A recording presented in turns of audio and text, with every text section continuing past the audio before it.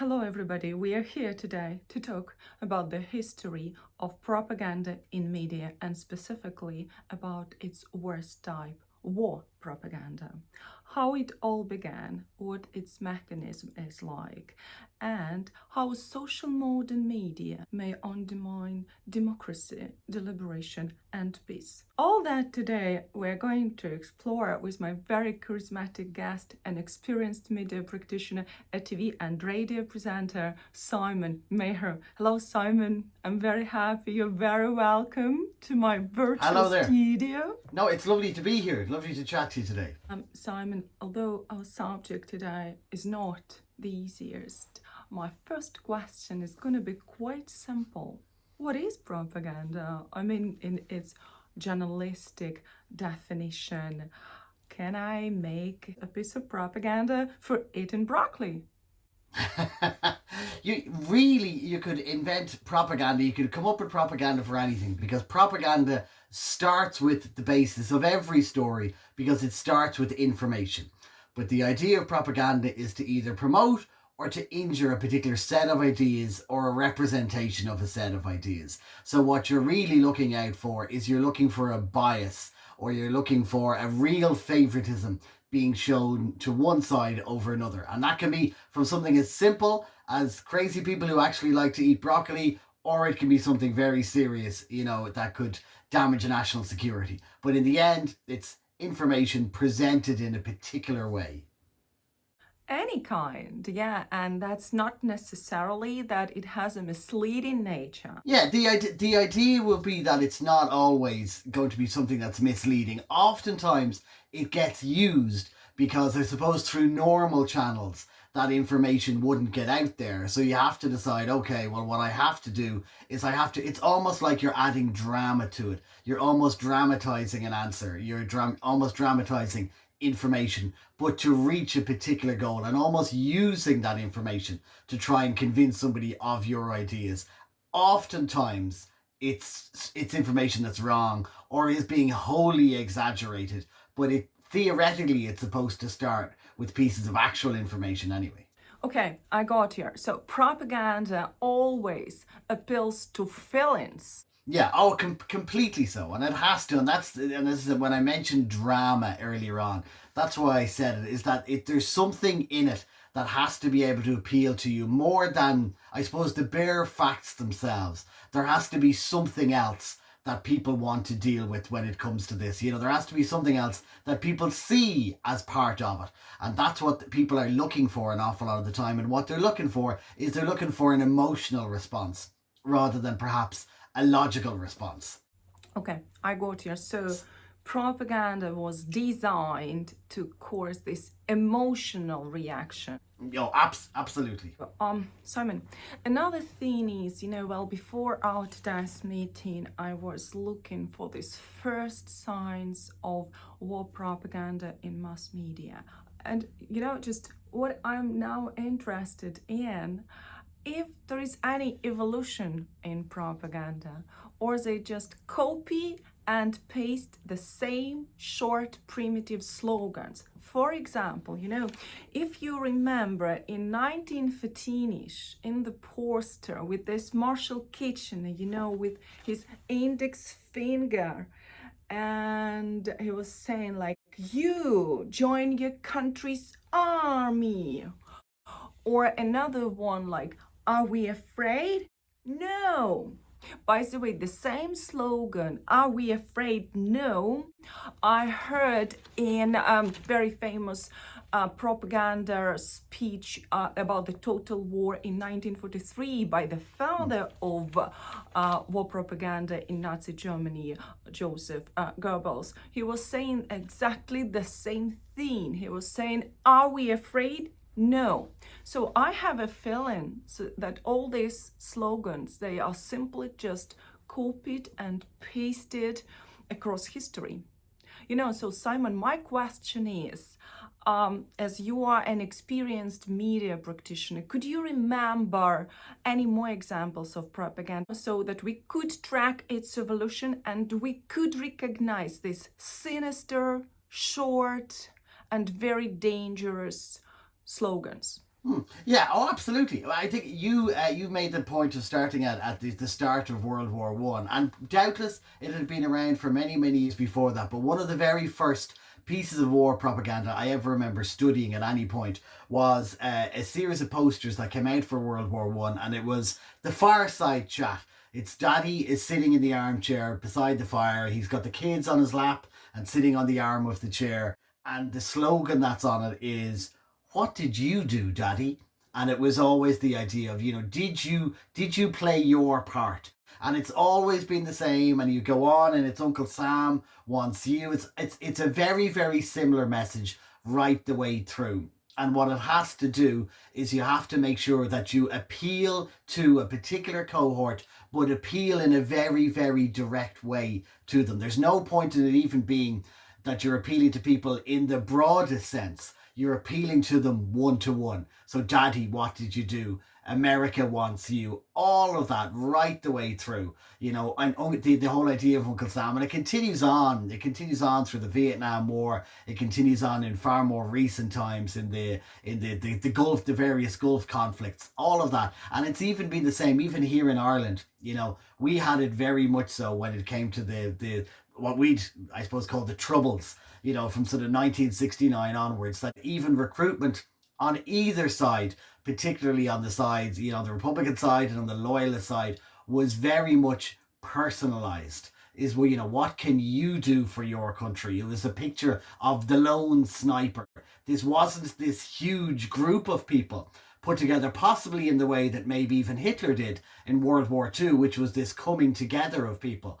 There's a really big appeal to this is for you. This is personally directed at you. Sort of the system and the government may talk to everybody, but this poster and this image is talking straight to you. Yes, exactly. So there is a catch, because normally people, they want to live their lives peacefully. They want to raise children, they want to make money, not painfully, to have fun.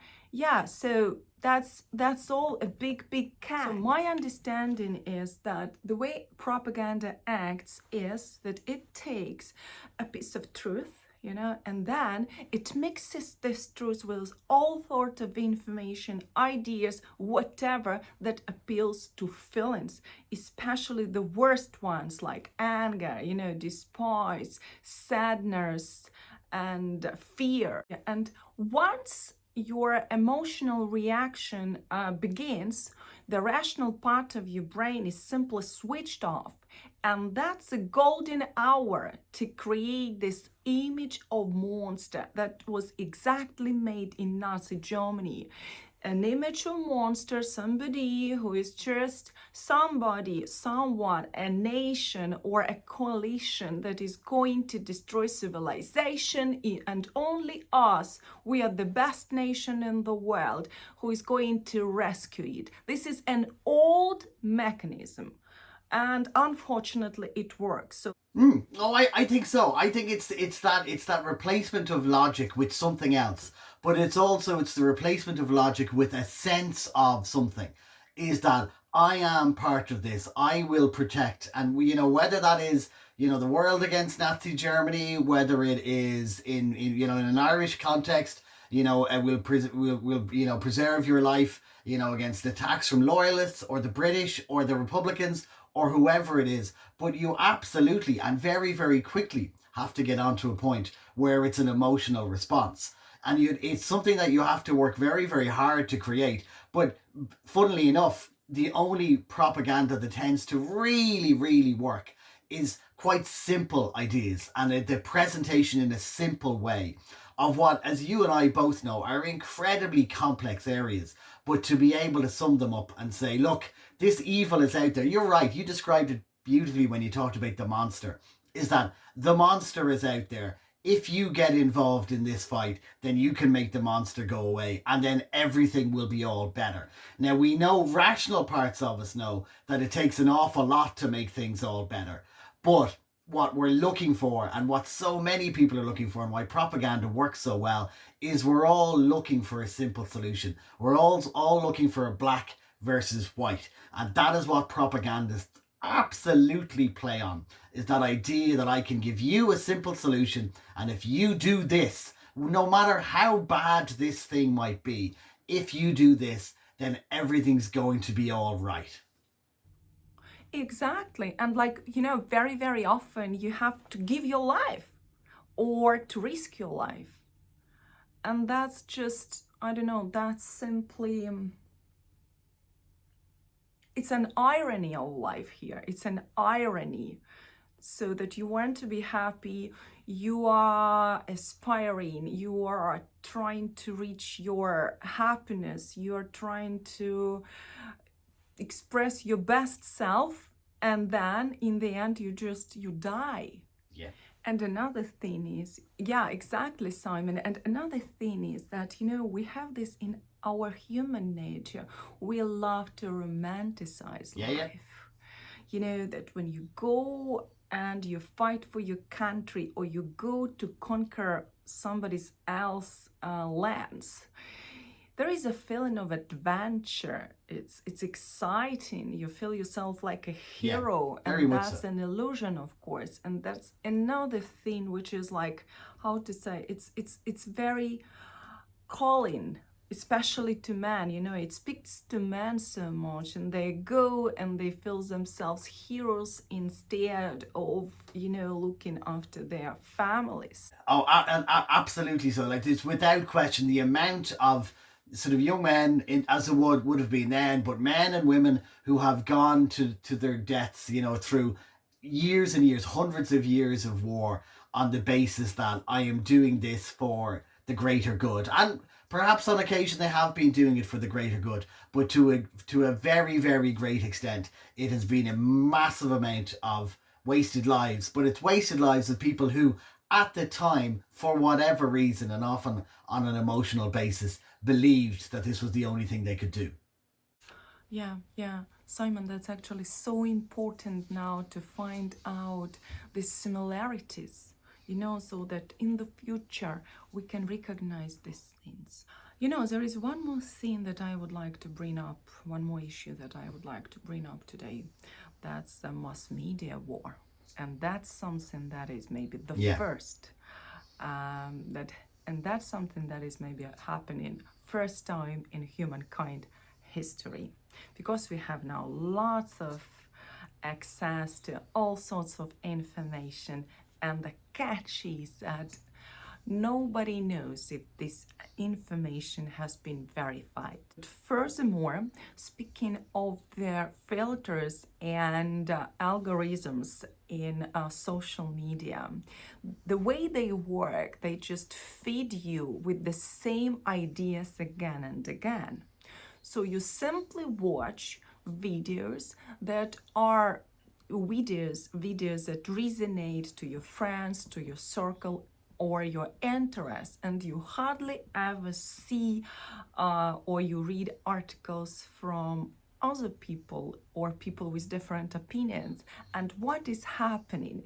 This algorithm, it shapes in us a kind of extremist ideas, and instead of becoming, instead of understanding each other better and to be like in the same boat, the further, the more we feel different, and we are like on different sides of life, and now I have a kind of insight like, wow, all these photos of babies or animals, all this sort of cuteness is not so innocent. So, I question myself, and I would like to ask you today, Simon, using this opportunity, could you please give us some sound advice on how to survive in this loads of information? Maybe you could suggest some long-term establishments that really verify the information that they deliver. I think it's a very fair question. I think modern media, particularly social media, I suppose by the nature of even the technology behind it, is that it lends itself to almost being an echo chamber for views. You only have to, scroll on TikTok for 5 minutes. The algorithm will pick up what it is that you want to watch. it's frequently it's not correct in what it picks up on, but it will feed you more and more and more content. And even when you refer to content yourself, it's the sort of stories that you'll see, they're often also decided by the publisher, so that rather than necessarily being decided on the merit of a story, they're decided often on a commercial imperative, so that rather than it being an idealistic argument, it's okay, well, what's the content that we can push that will get the most response? And the content that gets the most response tends to be content that makes people angry. And here we are then back to our emotional response to information, and people knowing that if I want to get people going, if I want to get people responding to me, I need to make them angry. Making them happy, it has an effect. But if I really want to sell a bunch of ideas, I need to make people angry. Yeah, exactly, Simon. That's what I'm trying to say. That's the point I'm trying to make, is that social media measures engagement by clicks, likes, shares, comments and stuff. And in the end, the most inflammatory material becomes viral. And it seems to me like, when I look at it, it looks like a vicious circle. Just, you produce anger, you watch anger, then you watch anger, and then you again produce negativity and anger. And it's just, I don't know, it's just, there is no exit. Yeah, I think there is an absolute correlation between the two things. And I think the social media companies, but also the people who are, I'm not going to say playing the social media companies, but the people using and publishing certain content, and we'll call it propaganda, online, are fully aware of that, and they know that if they produce a certain sort of content, is that sometimes maybe if they step over a line they'll get a breach for it, but an awful lot of the time the social media companies or whoever will be delighted, because this is the sort of content that draws traffic, draws eyeballs, is sticky, so that people will watch it or listen to it or subscribe to it for longer than they might normally do. And what makes it extra tricky is that normally your recommendation would be, well, just keep searching, and somewhere in there you'll find the truth. An awful lot of the time, this sort of material, even that's going to make it to the top of a search engine page, is also content that perhaps has had, that angry response to it. Or even it's content, we're back to our commercial thing again. It's just as powerful a propaganda tool that somebody has made sure is at the top. So you are doing your best to keep yourself informed, but you're just being fed more and more of a certain set of ideas. And completely understandable then that people will then look at that and kind of go, okay, well, maybe this is actually the truth. What I thought was the truth, isn't. But here we go. Exactly. There is no real verification, as far as I understand. A lot of fabrications. And especially now, using AI, you can create anything. No, there's absolutely. Yeah, absolutely. That whole idea of the gatekeeper that you had, and people knew, when I started sort of studying media first years ago, you looked at the publishers and you looked at the people, and anybody who's ever watched the movie Citizen Kane or has watched anything about the development of television or radio or any of those of the movies have seen that there were always certain people were in charge. And perhaps whatever the dominant ideology at the time was, it always had an influence. But it was quite visible because you could look at it. Even looking at the newspaper business, you'd look at a Rupert Murdoch or somebody and you'd be able to point and say, that's there because of him. A huge amount of the content on social media is theoretically regular Joes. So it's being generated by a sort of a regular person. But it's somehow this content from somebody who would not be regarded anywhere in particular suddenly is finding its way through the algorithm and up to the very top of your feed. And now you're going, it's not just Big Rich Man. It's not just Big Rich Man is saying this. Now it's regular Joe is saying this. And I'm a regular Joe. So there must be an element of truth in this, even if it is further from the truth than anybody would ever have dreamed of going before. Exactly. And another thing is we're always pressed for time and life is becoming faster and faster. And who checks this information, So now, could you please give us, as an expert, some advice on what should we do? Like a rule. when we use social media, so that we really develop our critical thinking and we don't believe in anything. Yeah, no, absolutely, absolutely. I think there are some very simple things that you can do, and I suppose there's some of it is actual stuff that you will go and do in terms of your own research, but some of it is just in terms of when you see somebody who is online and is behaving and speaking in a particular way that's very inflammatory, or it's, you know, verified information. You know, this is I'm not spreading a rumor here, but I have heard from my sources. You know, that you're looking and kind of, and you just think to yourself, if I was to do that, I could do that myself right now. And immediately there should be a level of like, okay, nobody is checking this. I could go on and I could say the polar opposite of what somebody is saying. And then theoretically it is given a value because it might get itself some clicks or some likes online. So always think of that as you're watching content. A second thing that I would always recommend is, despite the fact that I've said it's quite tricky to work out what is truth and what is not truth, is to, I suppose it's like when I tell students, I say, look, Wikipedia is a great source of links. It's not necessarily a great source of information. But if you go and you look at a story and you have to actually go and seek out viewpoints, and perhaps you got to seek out viewpoints that are that are not on your side of an argument at all, but you at least you'll find yourself, the more that you research pretty much any topic that goes on, and pretty much any very simple discussion that's happening on X or on TikTok, is that you'll find the world isn't black and white, the world is grey. And what you probably have to go to a place in your own head where you're thinking about, actually, I'm not looking for the simple answer anymore. I'm looking for the grey. I'm looking for that bit that's inside. So, and I can only do that by really going, and it's without it sounding in a patronizing way at all, because I'm not somebody who has a vast knowledge of so many events that go on in the world, but going and trying to learn about things and go, okay, what's the background? What's the context to this? And then you'll start to see, you'll be amazed how quickly you start to see, hang on a minute, you know, and it may even be that at some stage that you're looking at, it's a theoretically mainstream media, you know, outlet that is broadcasting something that you can still spot and kind of go, I'm really not sure that that's right, or I'm really not sure that you should be saying that.